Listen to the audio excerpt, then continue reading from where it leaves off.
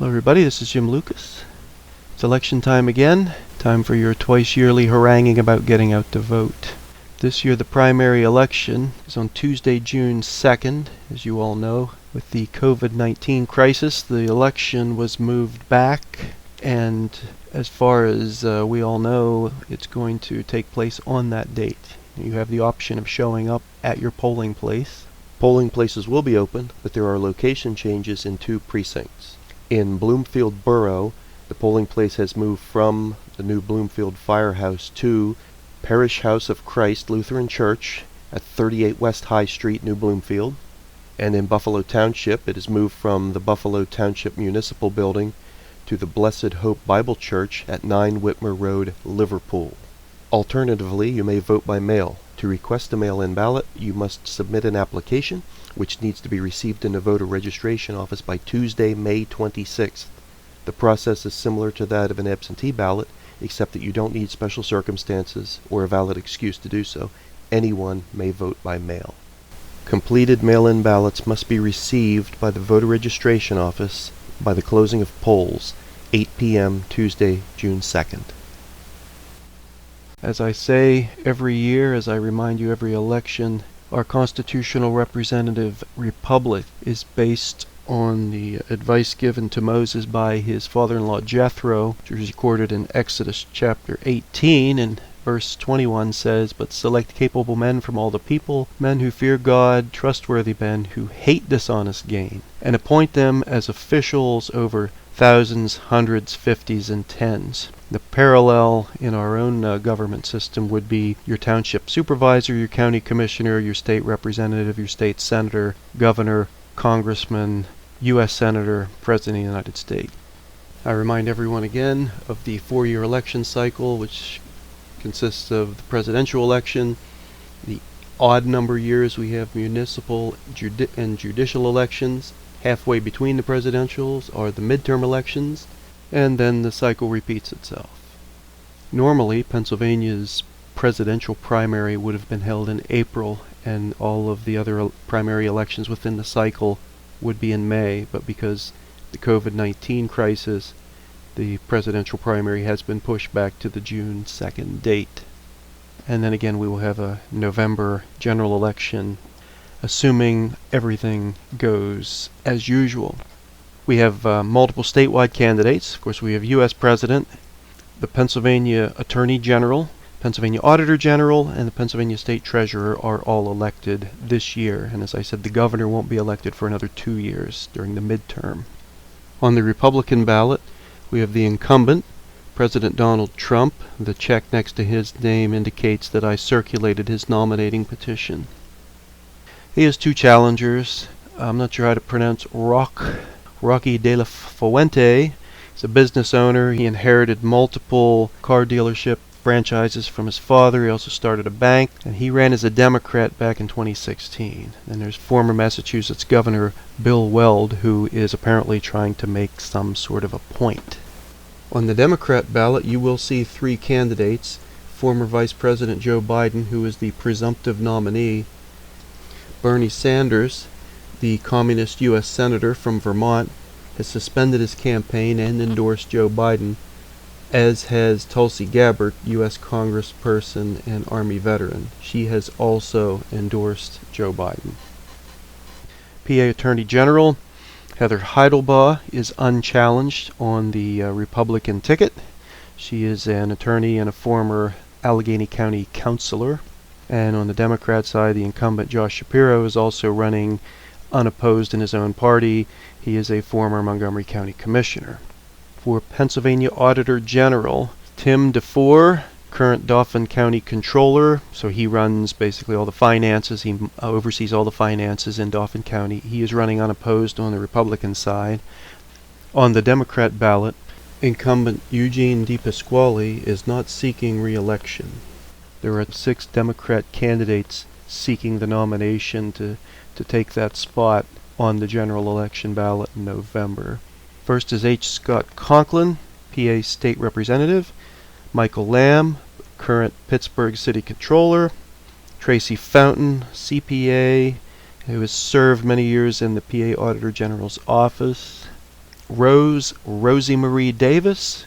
She is Vice Chair of Smithfield Township Board of Auditors in Monroe County. Nina Ahmad, Deputy Mayor for Public Engagement in Philadelphia. And Christina M. Hartman, who has worked for years as a consultant for nonprofits. PA State Treasurer, we have 2 unopposed candidates, 1 on each side. On a Republican ticket, there's Stacey Garrity. I circulated her nominating petition. She's a Gulf War veteran, having served as the commanding officer of a POW camp. She retired from the Army Reserve with the rank of colonel. She now works as a cost accountant in the powder metallurgy industry. On the Democrat side, there's the incumbent Joe Torsella. We also have what I call the district candidates. Those are candidates that are running, they're not statewide, they're running within a smaller district area. So that includes the entire U.S. House of Representatives, half of our state senators, and all of our state representatives. Starting with the U.S. House of Representatives, all of Perry County, Juniata County, Mifflin County are included in the southernmost portion of District 12. All of Dauphin County, approximately half of Cumberland County is in District 10, and the other approximate half of Cumberland County is in District 13. Incumbent Scott Perry is running unopposed in the 10th Congressional District. He is a Brigadier General in the PA Army National Guard and was a former Pennsylvania representative in the State House. On the Democrat ticket, there are 2 individuals vying to run against Scott Perry. First is a young man named Tom Breyer, a young attorney, and our current PA Auditor General, Eugene A. DePasquale. Before he was our Auditor General, he was a Pennsylvania State Representative. In the 12th District, our incumbent, our Republican Fred Keller, former PA State Representative, is running unopposed on a Republican ticket, and there is 1 Democrat running to become his opponent in the general election, Lee Griffin. I was unable to find Mr. Griffin's occupation. In the 13th Congressional District, incumbent Dr. John Joyce, a dermatologist, is running unopposed in the Republican primary, and Todd Rowley, an FBI special agent, is running unopposed for the Democrat nomination. Next, we will look at the state Senate. It is the odd-numbered districts that are up for election this year. Every 2 years, half of the state Senate runs, and in the presidential election years, it is the odd-number state Senate districts that are up for re-election. So we're looking at the 15th and the 31st. Everything else you see in this map that would abut Perry County, Dauphin County are all even number districts, so we don't need to talk about them. In the 15th district, the Republican incumbent John DeSanto, who's a retired real estate developer, is running unopposed. On the Democrat side, there are 2 candidates. Both of these candidates have run for other offices. Democrat George Scott, who's a small business owner and a Lutheran pastor. He, I believe, if I remember correctly, he pastors a Lutheran church in Liverpool. He lives in Harrisburg. He ran against Scott Perry for Congress and was unsuccessful. Running against him for the Democrat position on the general election ballot is Alvin Q. Taylor. Can't remember what he ran for in the last election that I saw him in, but he's a lecturer consultant at Rutgers University. In the 31st District, incumbent Mike Regan is running unopposed. He's a former U.S. Marshal. And on the Democrat side, there are 3 individuals who are competing to be his opponent in the general election. John Boscia, I don't know if it's Boscia or Boscia, who's a pharmacist. Rick, I also don't know if that's Copeland or Copland, college professor and currently a Carlisle area school board member. And Shauna Danielson, who is a high school music teacher. The entire State House of Representatives is up for election or re-election every 2 years. And there are several districts. All of Perry County is in the 86th district. All of Juniata County is in the 82nd district, and everything else is chopped up pretty good. I will address the ones that are abutting Perry County and including Perry County. So first of all, in the 82nd, which is Juniata County, Jonathan Hershey, who's the incumbent, was a former congressional legislative assistant to Congressman Charlie Dent, and the Democrats are not putting up anybody against him. The 86th district, which of course includes all of Perry County and a narrow sliver of the southwestern end of Cumberland County. The first Republican I've listed here is my friend Perry Stambaugh. I circulated his nominating petition. He was a past chairman of the Perry County Republican Committee. Years ago, he was editor of the Perry County Times, later became editor of a farming industry magazine. He's now retired and operating his family farm here in Perry County. The second candidate on this list is my friend Bill Benner. He's retired from the Pennsylvania Air National Guard. He served multiple tours of duty overseas and currently runs a financial planning business here in Perry County. He's also a former chair of the Perry County Republican Committee. He was the chairman when I was elected to the committee in 2012. Jed Nessinger is a local truck driver and a prolific YouTuber. His YouTube channel is called Possum King. Beyond that, I don't know a great deal about him, although he does strike me as a solid conservative. And there is no candidate seeking the Democrat nomination in this race. The 87th District is within Cumberland County, part of Cumberland County. Incumbent Greg Rothman, who is a real estate agent and a Desert Storm veteran, served in the Marine Corps, joined the Marine Corps to go to the Middle East. He's running for re-election. There are 3 candidates competing for the Democrat nomination. The first is Heather McDonald. I could not find her occupation. The second is Nicole Miller. I could not find her occupation. The third is Sean Quinlan, who's an attorney specializing in bankruptcy and criminal defense. In the 103rd House District, which is comprised of the city of Harrisburg, Steelton, and Highspire, there is no Republican candidate on the ballot. The voter registration in that district highly favors a Democrat candidate, so from the Republicans' standpoint, it would be pretty much a waste of effort. Patty Kim, the incumbent, who was a Harrisburg City Council and a TV reporter, is being challenged by Kevin Maxson, general contractor. I listed him as a convicted felon. He pled guilty to some drug distribution charges or drug selling charges. And he was out on parole, and something he had posted on Facebook was considered a parole violation, and he was put back in jail for that. But he actually ran for a he ran for a county commissioner, probably Dauphin County Commissioner, would have been last year, and he ran that campaign from prison. In the 104th State House District, Republican Sue Helm is the incumbent. She is a real estate business owner. She has a primary challenger, Travis Stauffer, and I was unable to determine his occupation. There is one candidate seeking the Democrat nomination, Patty Smith, and she's a small business owner. State House 199th District, Republican Barbara Gleim is the incumbent. She's running unopposed for the Republican nomination. She's a business owner. In addition to that, she's helped run the family farm and the family excavating business. The Democrat side, there is only one candidate, and that is Janelle Kayla Crossley, who is a healthcare facility manager. Now, since this is a presidential election, what you're also going to encounter on the ballot are delegates to the national conventions, both for the Republican National Convention and the Democrat National Convention. In addition to that, the Republican County Committee is up for election this year. I wasn't able to find any information on the Perry County Democrat Committee, so I don't know if they'll be on the ballot or not.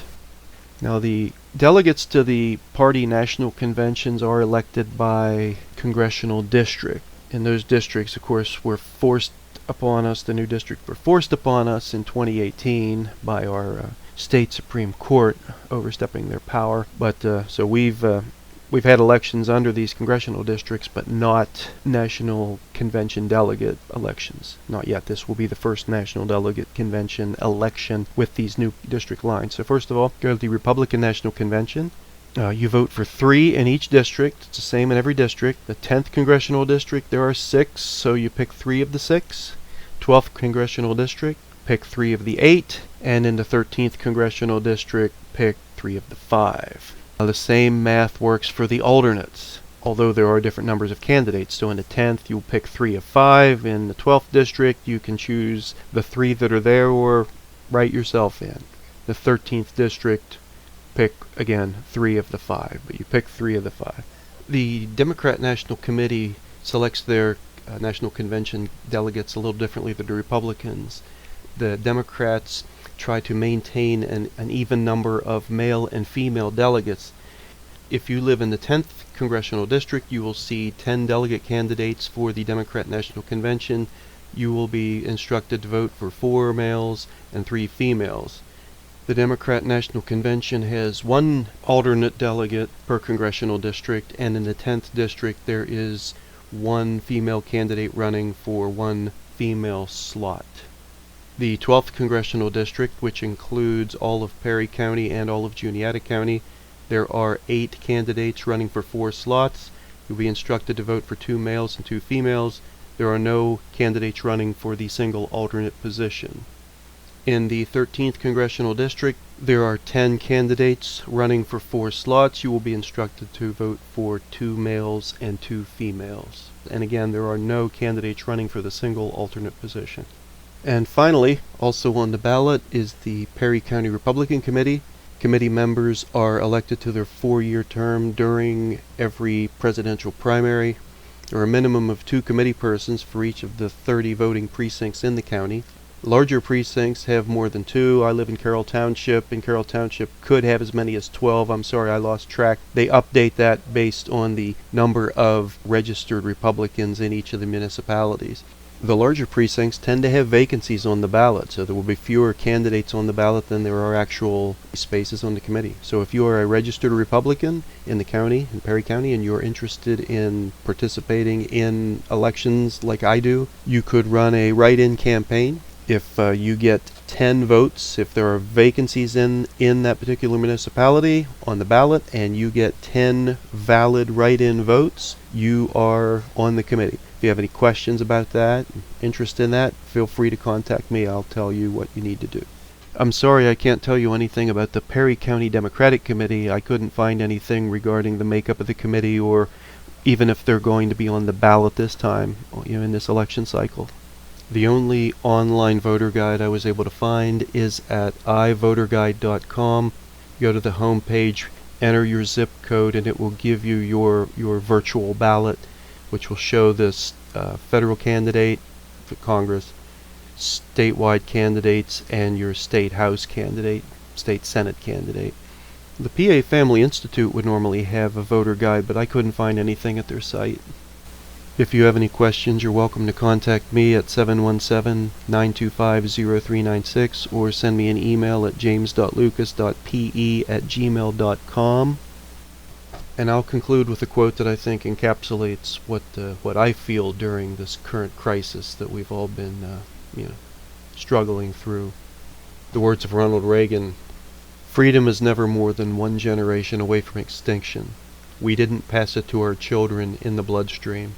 It must be fought for, protected, and handed on for them to do the same. Or one day we will spend our sunset years telling our children and our children's children what it was once like in the United States, where men were free."